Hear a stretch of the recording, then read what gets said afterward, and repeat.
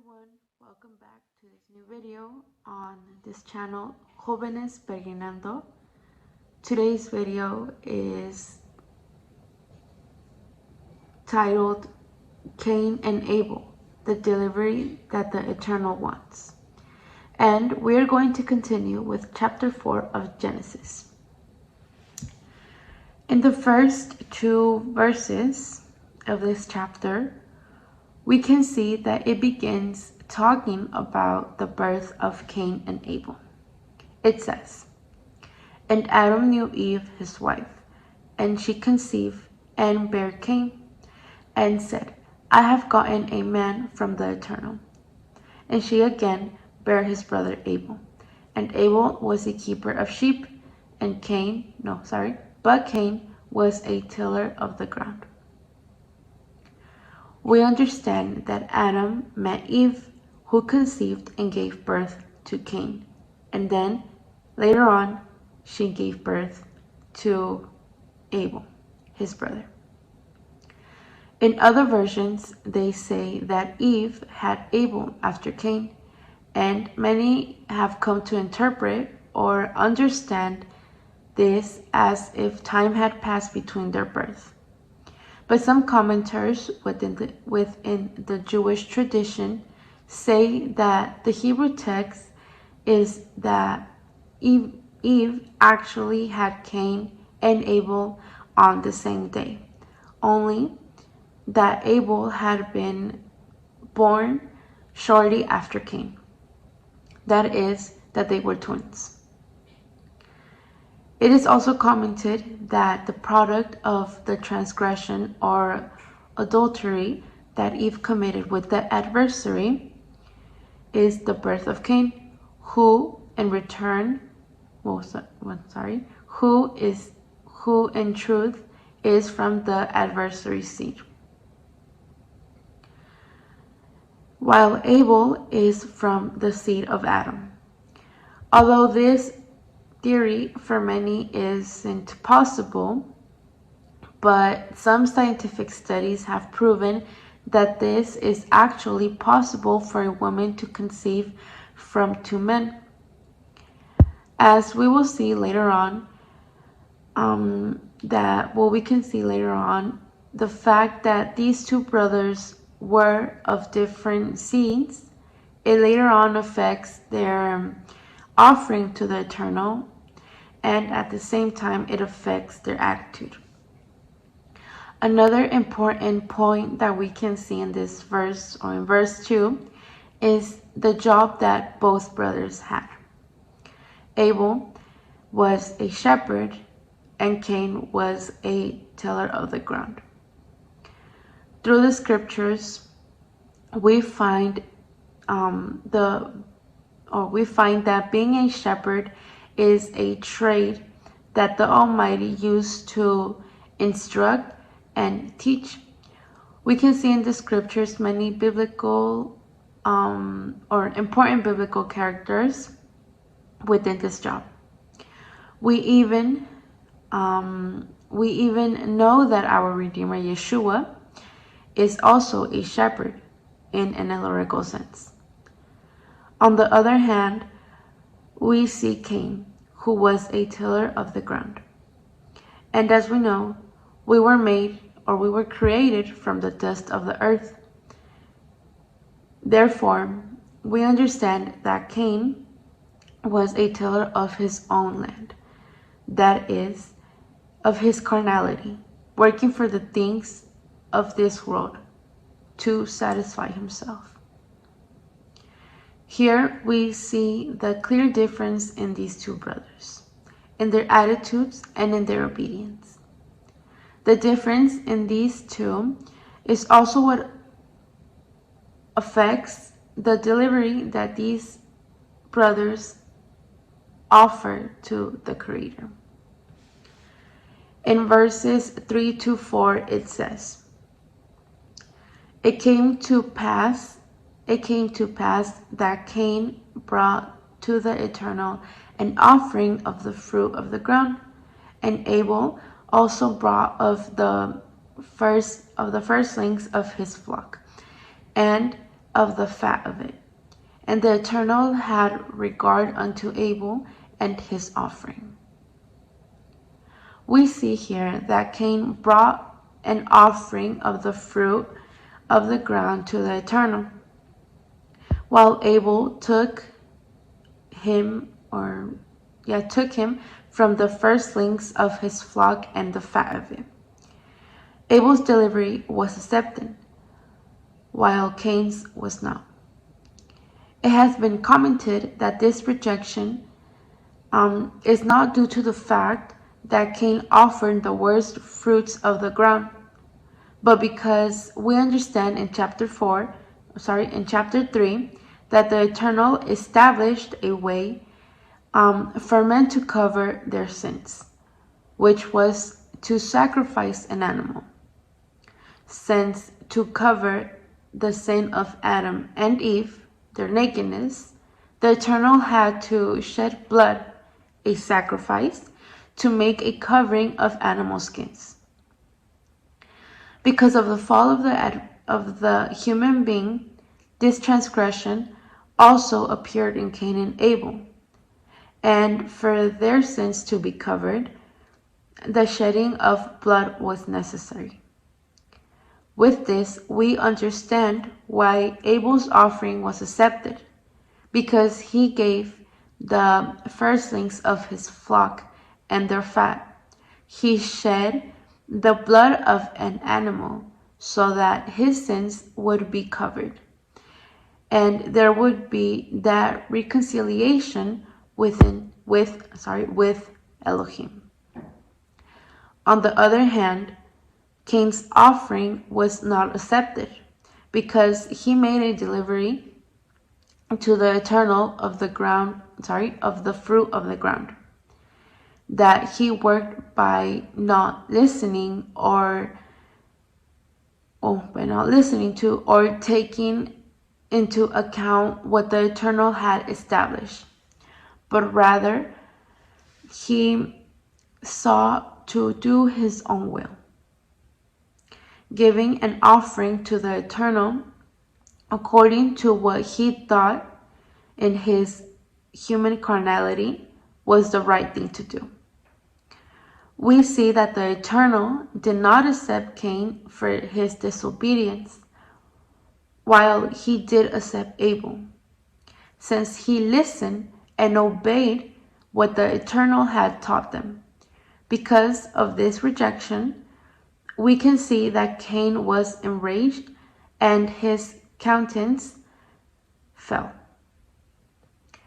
In verses 6 through 7, it says, "And the Eternal said to Cain, 'Why are you angry? And why has your countenance fallen? If you do well, shall you not be accepted? But if you do not do well, sin lies at the door. Its desire is for you, but you must rule over it.'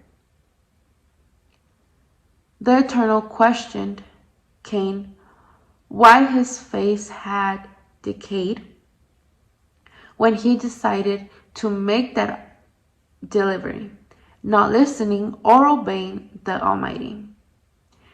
In verse 7, the Eternal shows Cain that he actually had the opportunity to correct his transgression. The Eternal gave Cain an opportunity to master his fallen sinful state of disobedience. To master his fallen sinful state and his disobedience, so that he could correct his path, giving the Eternal what he seeks. In Leviticus 4, we also see the Eternal giving the people of Israel instructions to cover their sins. Leviticus 4:2 says, "Speak to the children of Israel, saying, If a soul shall sin through ignorance against any of the commandments of the Eternal concerning things which ought not to be done, and shall do any one of them. Cain wanted to make a delivery to the Eternal according to his own beliefs, which he thought was correct.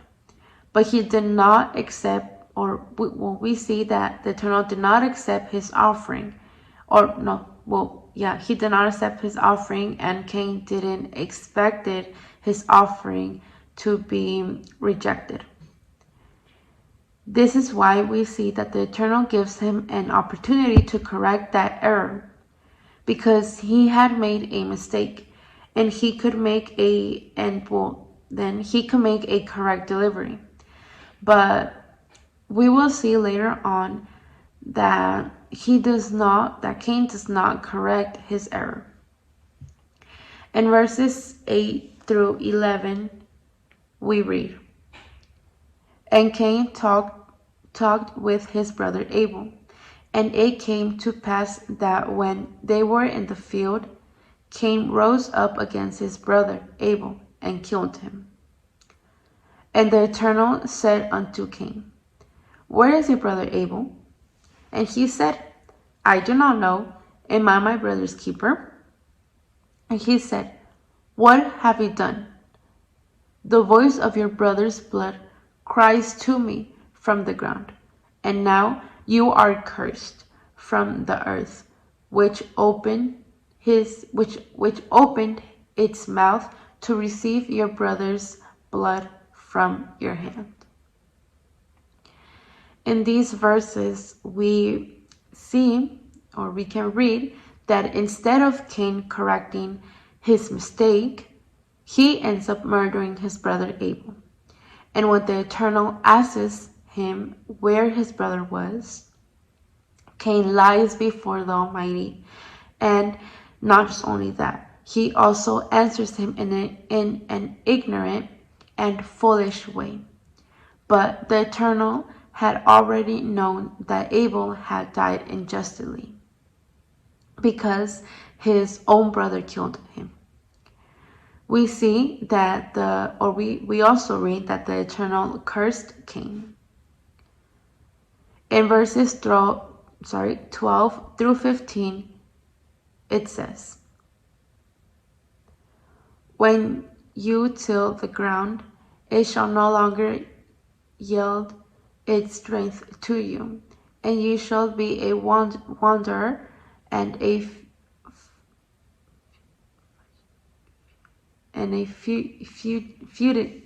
fugitive upon the earth." And Cain said to the Eternal, "My punishment is greater than I can bear.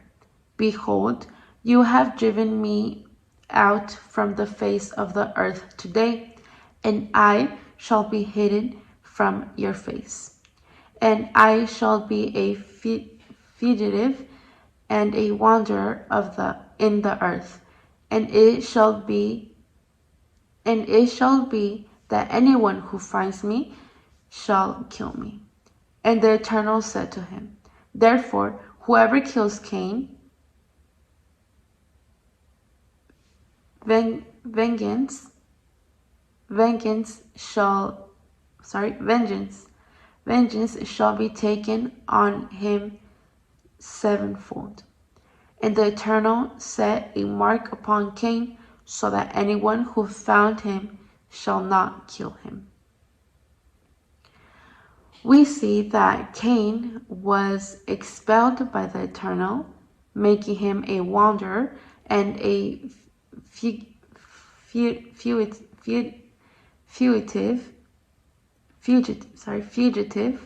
because of his act. We see the death of the first honest and righteous Abel, since he was an obedient man before the Eternal, Adam's seed, and that his inclination was towards heavenly things, while Cain's sin, his transgression turned from error to rebellion because of his evil inclination, as the seed of Satan. In verses 17 through 26, we can see the descendants from Cain and how all of them carried that bad seed in them. We also see another transgression within his descendants with Lamech, who took more than one wife, transgressing what the Eternal had established, the union between a male and a female. At the end, the Eternal grants Adam and Eve to have another son who is said, who is called Seth, who had descendants, and there we can see the beginning of the service to the Almighty on the part of the descendants of Adam. In this chapter, we saw the example of two men and of two different deliveries that they gave to the Eternal. And by analyzing them, we can understand which is the delivery that the Eternal seeks from us. Within the religions, it has been used that an offering to the Creator is to give tithe in the church and at the same time be a participant in it. But through the scriptures, we can see and understand that this is not the delivery that the Eternal seeks. Today, there are no ministers or temples to be able to give a sacrifice of our sins or for our sins, since Yeshua, being the perfect Korban, was accepted by the Almighty. And through his shedding of blood, he has washed and purified us to have reconciliation with the Father. But in order to have this reconciliation,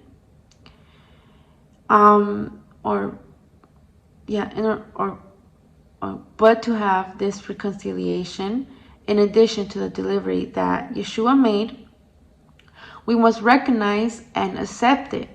And this was already done when we do Teshuvah. Or this is already done when we do Teshuvah. That is when we return to the Creator, to obedience and to service, and to serve Him.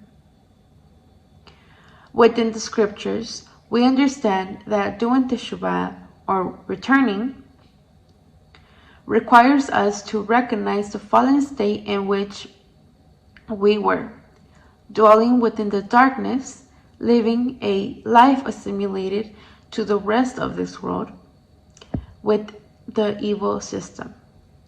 The Eternal seeks from us that we return to Him, but that we make a complete delivery. In Leviticus 1, we can find the first offering that the people of Israel had to deliver, which was a burnt offering. The offering requires the ministers to slaughter the victim and cut it into pieces. They had to put a fire on the altar, and this lets us remember that in the scriptures, fire represents judgment and purification. The ministers then had to put the pieces, the head, and the fat on the wood that was on top of the fire of the altar. And then they had to wash it with water. Once again, in the scriptures, water represents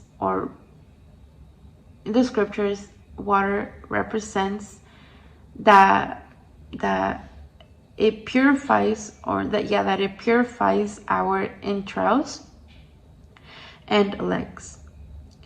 The minister had to let everything be consumed on the altar. This was a delivery with a pleasant smell that pleases the Eternal. With this offering, we understand that the surrender that the Almighty seeks from us is a complete surrender of our life, being purified by His Word, with our thoughts and our walking. We also have to give all our carnality to the Eternal, the aggrosity, so that it also receives judgment and purification, showing the Eternal that longing to be clothed through His Son Yeshua. We must give that special gift every day of our lives. In Abel, we can see that example of the delivery that was accepted by the Almighty. In Hebrews 11, verse 4, we see another important point about this delivery. He, by faith, presented to Elohim a better offering than Cain. And by this, he received application of what was justice. The Almighty accepted Abel's offering because of his faith that he had. Abel's faith was confirmed in his righteousness, in his obedience to the Almighty's instruction. Abel is an example for us to follow of how the Eternal wants us to deliver. He seeks complete surrender with true faith to live and serve in obedience as the Eternal seeks. Now, when doing teshuvah, it is necessary that we be transformed according to the renewal of our mind and not living according to what is lived in this world. When we receive the instruction of the Eternal and we give our lives to the Father, it must be with the acknowledgement that we have been new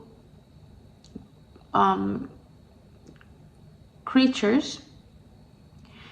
That we have been new creatures. But we have been new, that with the acknowledgement that we are no longer old creatures, but